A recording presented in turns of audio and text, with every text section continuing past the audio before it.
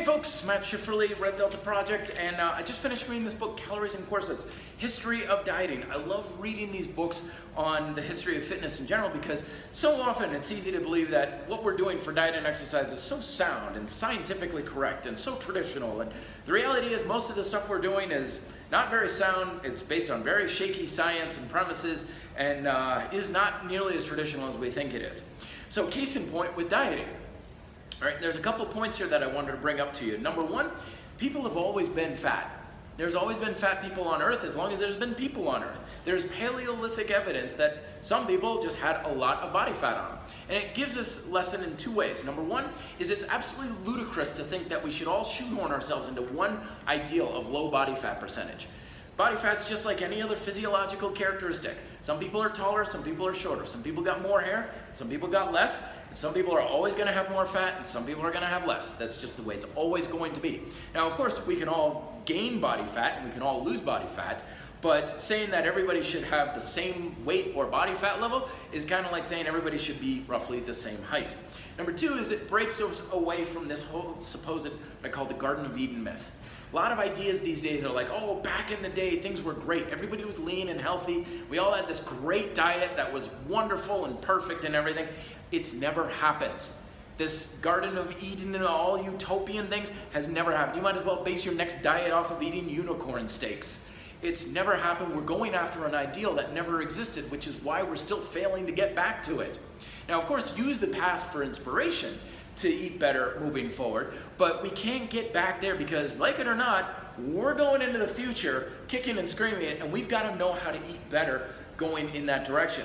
And speaking of knowing how to eat better, most dietary approaches, and even a lot of dietary approaches we have now, they don't put your health and well-being first and foremost, or the main thing. Now, let me ask you, doesn't it make sense that if you're gonna have a healthy diet, that health should be pretty much the only thing you've got to really consider about it?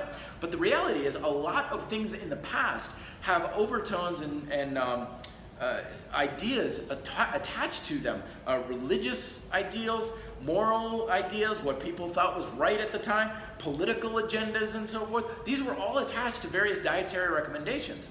So as a result, your ability to satisfy the requirements of being happy and healthy were compromised because it was also about satisfying the requirements of some political agenda or moral ideal or something like that. I mean, just look up Mr. Kellogg, Dr. Kellogg, right? You know where cornflakes came from in that idea? Dr. Kellogg believed that a bland, simple diet with his cornflakes was a great way to tame sinful, lustful, sexual desires. So here's my idea. Let's just make health and well-being the only thing that we're eating for. The sole purpose of a healthy diet. The political stuff, the religious stuff, the moral and so forth, forget about it. I mean, even we do it today. We think people, you know, we judge them as being dumb or stupid or lazy and so forth. You go to the local restaurant and there's the piece of chocolate cake that says sinful chocolate cake and so forth. We attach this stuff even subliminally. It's got nothing to do with your character, nothing to do with politics, and it should, or at least it shouldn't. And if it does, it's holding you back because the ultimate goal of a healthy diet is to be healthy, not to be politically correct. And speaking of which, okay, the other thing that's coming across a lot is this whole idea of, well, it's the modern day food supply. That's to blame. It's modern day food processing and techniques and everything, that's why. Sort of, kind of, not really though.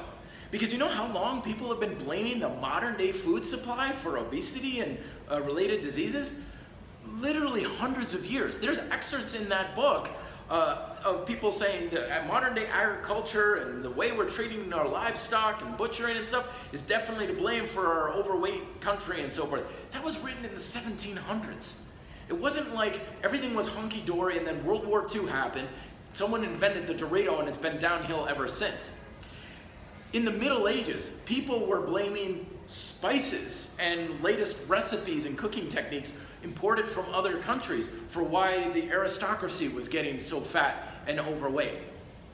Culinary advancements in food production and the ability for people to just eat in general has been advancing for hundreds of years, and every time it's advanced, obesity levels have risen. But it's not because it's some spice from India. It's not because of trans fats or sugar or something like that. Here's the big takeaway from the book.